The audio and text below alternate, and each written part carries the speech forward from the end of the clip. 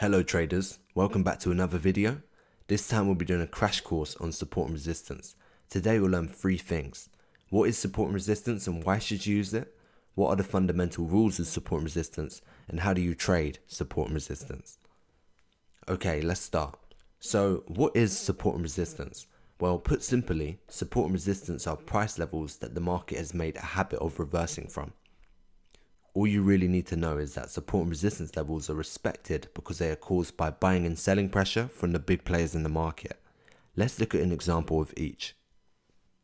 First, we have support. Take a look at this chart. I've made the support level green so it stands out.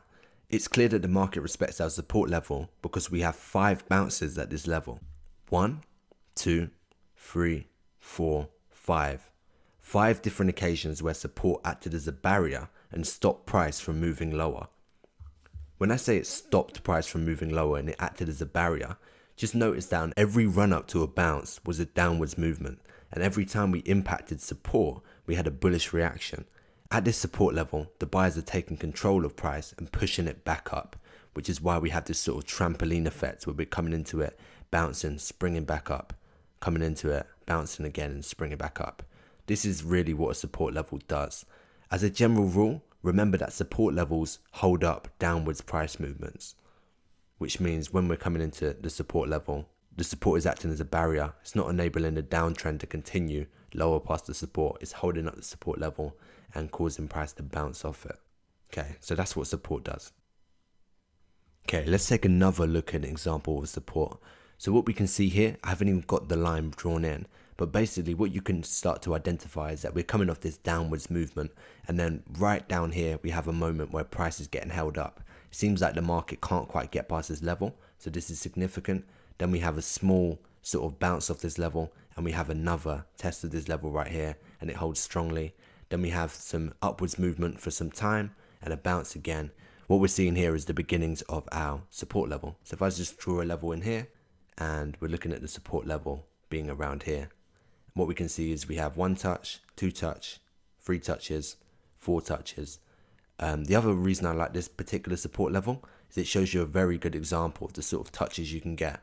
Notice that this candle here, this is called a pin bar candle, and in this particular case is a bullish pin bar because we have a small upper wick and a very, very long lower wick. This basically shows us that the price is being rejected. This lower wick confirms our support level because it's showing us that the sellers tried to push all the way back down. They were unsuccessful. In the end, we closed right here, right on this support level, and that shows us that this support level is also very significant.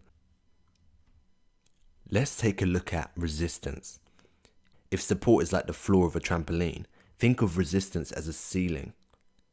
It acts as a barrier to upwards price movements. Take a look at this chart. I've made the resistance level red so it stands out. What we're looking at here is an example of resistance. Notice how the market comes up into this resistance level and then pushes back down. This shows us that this is a potential reversal level. The next level confirms it. So what we can see here is we have rejection of here and here. The wicks are basically pushing through this level and price is not able to close past it. And that shows us that we have a significant resistance level here. The other thing to notice is that obviously as price comes up and meets this level, it causes a rejection and a reversal. And then once we have a formed resistance level, which happens after 2 bounces, so bounce number 1, bounce number 2, it happens again, and then we get a push downwards. Let's take a look at one more example of resistance. So what we can see here is I've got a resistance level which has been drawn in, and basically we can identify the resistance level of these 2 bounces initially and go on to note that there's several more bounces after this. So we have another bounce here. It's sort of rejection from this whole level right here. We notice that the wicks are coming up to this level and bouncing back down, and then we have 2 additional touches down here, 2 additional bounces, which show us that this level has serious merit and it's a very significant resistance level. Okay, so now we've covered what support and resistance levels are. Let's talk about some fundamental rules you need to remember to make the best use out of them. First, in order to identify a support and resistance level, we need a minimum of 2 touches in the same area. Let's revisit our previous example of a support level. As you can see, I've highlighted the 5 bounces that occur at this level. Bounce number 1, 2, 3, 4, and 5. We can identify a level like this as soon as we have the first 2 bounces. So to show you how to identify using 2 touches, let me just remove this level. Basically, what we're left with now are 2 bounces. So these are the first 2 bounces that occur. Now we can identify a level like this as soon as we have the first 2 bounces. We simply need to connect them with a line, and then we'd have a basic level of support. So I've just gone ahead and put a line through them, and as you can see, we have a very basic level of support.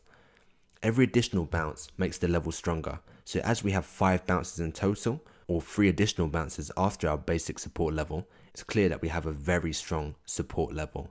And we can see this by the number of reversals that have actually occurred in this level. The final rule to remember is that if a support level is broken, it has the potential to turn into resistance. For example, price initially tested it and it held up as a support level. Then price broke through it, tested as a resistance level, and it held up as one. We can see this because price reversed from it. The same rule applies for resistance. If a resistance level is broken, it has the potential to turn into support. In other words, if price is above a level, we call it support, and if price is below a level, we call it resistance. How do we actually use support and resistance levels to trade? Let's go over another chart example and I'll show you exactly how to do it. In this example, we're looking for a support level. First, using our basic rules, we know that to identify a level of support, we need a minimum of 2 bounces. 1, 2. Once we've identified our 2 bounces, we can connect them together by drawing a line through them, and this gives us our basic level of support. Be aware that as new bounces form, you might need to slightly adjust the position of your line, as you want to position the line to capture as many bounces as possible. I also try to draw my lines from the body of a candle, as a bounce from the body is more significant than a bounce from the candle's wick. Now we've identified a level of support. A simple method of determining the strength of that level is by scrolling left and looking for additional historic bounces. As we scroll left, we can see that there are 2 previous bounces, and this tells us that this level is significant because it has been respected in the past. Once we've identified a strong level, we can use that level to enter trading opportunities. Trading is a prediction game. If the market comes in contact with our support level, we can predict that price is likely to bounce from that level and move upwards. But to confirm when this will happen, we need to combine support and resistance with an entry technique that minimizes the risk and maximizes the potential reward from the trade. The best entry techniques to use with support and resistance are candlestick patterns.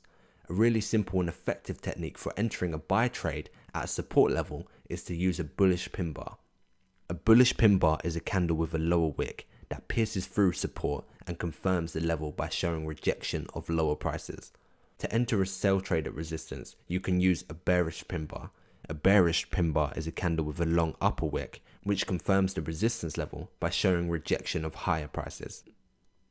I really hope you enjoyed this video. If you did, please be sure to like and subscribe, and check out my other videos which are on trend, candlesticks, placing trades and stuff like that. Make sure you head over to www.trade.coach because we're just about to launch a starter kit for traders who are eager to turn their trading around. So go over there, make sure you subscribe to our mailing list for early access to that kit. Thanks for watching, and I'll see you next time.